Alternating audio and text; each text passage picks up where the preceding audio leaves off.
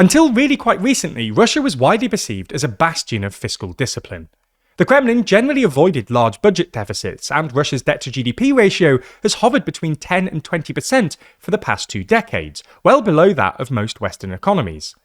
However, in the past month or so, Russia's fiscal position has suddenly started to look remarkably precarious, not just because Russia is borrowing lots of money to fund its war in Ukraine, but also because its borrowing costs have suddenly spiked.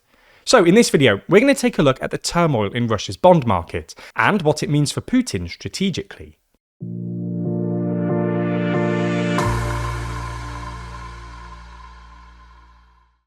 Russia once liked to think of itself as a major regional player. Perhaps it still does. But with resources depleting and attention still focused on Ukraine, the country's broader sphere of influence is shrinking. So in the latest issue of our magazine, we unpack how Russia's influence in their sphere is slipping away. That's just some of 80 pages in the magazine, because there's more in too long than you'd expect. Purchase your copy by clicking the link in the description. So to understand this story, you need to know a bit about bonds. In short, bonds are how governments borrow money. When a government sells someone a bond, they basically agree to pay a little bit of money to the borrower at regular intervals, otherwise known as the interest, and then pay back the whole value of the bond after a certain number of years. This is known as the maturity. Bonds with shorter maturities are generally known as short-dated bonds, while bonds with longer maturities are known as long-dated bonds. Finally, the yield on a bond is basically the annual interest rate that the government in question has to offer in order to find creditors. Higher yields are bad because they reflect waning confidence in the relevant government, and more directly, make it more expensive to borrow. Anyway, the bad news for the Kremlin is that the yield on Russian bonds has suddenly skyrocketed, with a particularly steep rise on long-dated bonds. The yields on relatively short-dated bonds have risen quite sharply in recent weeks. The yield on 2-year bonds, for instance, has risen from about 13% last month to over 14% today, while the yield on 5-year bonds has gone from about 14% to 16%. This is very steep by international standards. For context, the yield on similarly dated US debt stands at about 4%. But it's not that high by Russian standards, and yields on short-dated Russian debt were actually higher only a year or so ago. This is largely because, for relatively complicated reasons that we're not going to get into now, short-dated yields generally track interest rates, and Russia had to raise its key interest rate to an eye-watering 21% in late 2024, in an attempt to combat inflation, which was then running at about 10% year-on-year. Now, obviously, this is still bad news for the Kremlin, but the yields on long-dated bonds will cause even more concern. The yields on 20-year bonds, for instance, are up from about 15% a month ago to 17% today. Similarly, the yields on 10-year bonds are up from about 15% a month ago to nearly 17% today, not far off their October 2024 peak, which represented a 25-year high. So, why is this? Well, judging by when the spike in bond yields began, we can see 2 proximate causes. The first is the US-Iran peace deal, which was agreed on June the 17th. This was bad news for Russia's public finances, because it immediately brought down global oil prices, and, well, the Russian state relies heavily on oil revenues. The second is a new law rushed through the Russian parliament on June the 10th that basically allows the Kremlin to ignore Russia's debt ceiling. For context, since 2000, every budget in Russia has had to specify a ceiling for the coming fiscal year, representing a sort of worst-case scenario. If the Kremlin wanted to borrow past this ceiling, they had to either do a new budget or obtain parliamentary approval. This is no longer the case. Thanks to this new law, the Kremlin can just borrow as much as it wants without notifying the Russian parliament in any way.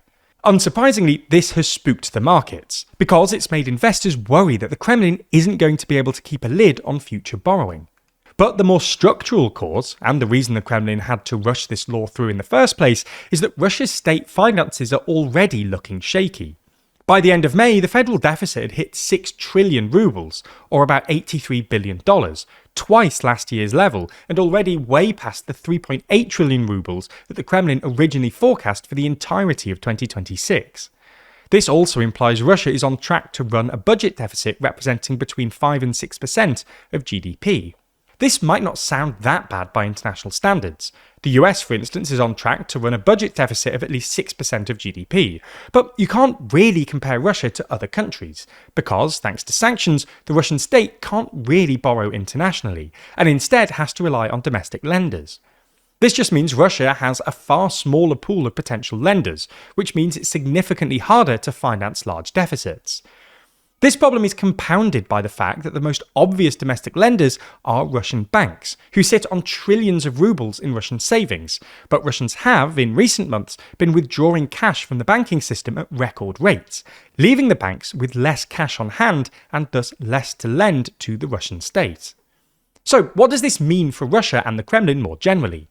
Well, the first thing we should say is that an acute crisis, say a sovereign default or some sort of acute debt crisis, still looks unlikely, at least in the near term. Nonetheless, this will still force the Kremlin to make some politically difficult decisions. Realistically, Russia cannot continue to run a 5% deficit when its bond yields are above 15%, and the Kremlin will have to either raise taxes or cut spending somewhere to reduce borrowing. This has already happened. Late last year, the government was forced to raise the rate of value-added tax from 20 to 22%, backtracking on a promise made by Putin that he wouldn't raise taxes before 2030. Furthermore, according to a report by the Financial Times, earlier this year, the Russian Finance Ministry secretly asked the rest of the government to freeze non-war-related spending for the next couple of years, warning that it expected massive overspends on the war in the years to come. Further tax rises or spending cuts will heap more economic pressure on the Russian public, which is already enduring unpalatably high inflation and weak growth. This is a very different situation to, say, 2023, when the Russian economy was enjoying a temporary boom thanks to massive war-related stimulus, and will, in turn, put more political pressure on Putin and the Kremlin to bring the war to a close. All in all, while we probably shouldn't expect a dramatic change in strategy, the Kremlin's fiscal problems will, much like Ukraine's recent drone and missile strikes, force ordinary Russians to feel the war in a way they haven't in the past, which will complicate Putin's strategic calculus. This is an incredibly nuanced story though, with plenty of outlets reporting online, and even now we can see that there are 36 sources reporting on it. But how can we be sure that what we're reading isn't hugely biased? Well, that's a problem we face when making these videos too, and luckily that's where this week's sponsor, Ground News, comes in. For this story in particular, most of the sources reporting come from the right. If we dig deeper into how the story is being framed, you can quickly see the contrast in how the story is being reported across the political spectrum. Some sources on the left refer to the risk of a Russian banking crisis, while right-leaning sources also refer to the source of the predictions. We're only able to get this level of deep analysis and transparency in reporting because of Ground News, who we've been partnered with since 2023. Their incredible website and app collects thousands of articles, putting them all in one easy-to-access place to help expose outlets' political bias, how reliable their reporting practices are, and who owns them, with all of their information backed by ratings from 3 independent news monitoring organisations. By now, you know how much we appreciate Ground News, and how we're such massive fans of all their features, but especially their blind spot feed. If you're not familiar though, this is where you can discover everything that's being disproportionately reported by one side or the other, whether it's a mile from your house or on the other side of the world. And that just scratches the surface of what Ground News has to offer. They're completely subscriber funded, so there's no corporate influence deciding what you see, and we partnered with them to get you the same 40% off unlimited access Vantage plan that we use. Get that by clicking the link in the description. Go to ground.news/TLDR or scan the QR code on screen, and you'll be supporting an independent news platform working to make the media landscape more transparent.